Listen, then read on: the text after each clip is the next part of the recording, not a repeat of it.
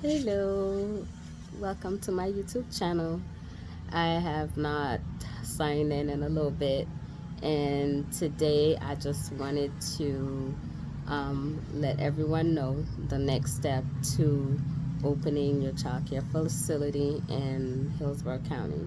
So now that you are taking your classes and following your path to get your director's credential, if you're going to choose to do the directors, your next step at the same time as doing your classes, what I would recommend is if you're going to rent, lease, or even purchase your location, you need to decide where it's convenient for you to get your office at, and then contact a real estate company that works with business leases or purchases and start looking for your location. I believe, as far as my personal experience, that's the longest process out of the whole thing.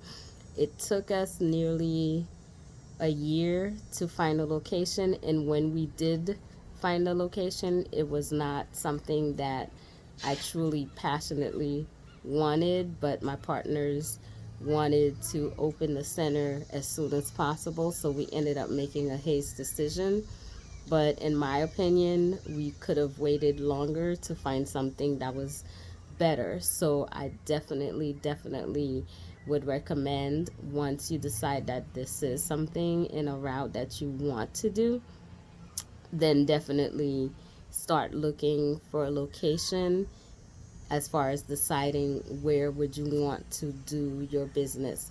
And I would suggest having it in a location where there's other centers won't make that big of a difference depending on how many childcare centers that there is in your specific location. I would say if there's, 2 to 3 in a populated city and yours is within a mile radius of the other 2 or 3, it's just competitive, going to those particular location and doing your homework and seeing what they charge as far as services, what services that they approve, whether it's Title 20 school readiness for Florida, or do they do VPK as well, or they do one or the other, or they have both program. Are they approved for the food program or they're not, so that you can determine whether you want to provide those services as well. And if it's in an affluent location, will those services be needed that detrimental? Because if they're not needed that much, you can have VPK and also offer regular tuition. But if it's in a lesser, maybe middle class location, then you can do the Title 20 and you can get approved for that prior to obtaining your license, which we found out afterwards that you can apply for the Title 20 and for VPK and then get approved for it as long as you have your directors that you're appointing for the location. You can do those classes to get into the applications so you can get them started. So by the time your center is open, then those programs will be in place. Unfortunately, when I opened my center, I didn't know that information because it was our first time going into childcare business. And when you take those 2 classes that I'm going to tell you later on in the lesson, you will need to have already know that information, but it's not provided to you there. So you can apply for VPK and school readiness as soon as you make the determination of your child care name, your child care location, then you can start on those programs. So prior to opening the center, those programs will be set, because one of the downfall for us for the first 6 months was that we had to go through the process because we didn't know. So we didn't put in for the application until we actually got our child care licensing and was ready to open a center, and then we went and got approved for that.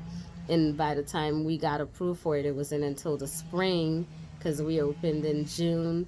And then during September, we lost a lot of opportunities to have a lot of children to start with, because they wanted to know if we accepted Title 20s, and they also wanted to know if we had VPK, and we didn't have those program approved yet. So therefore, those were missed opportunities.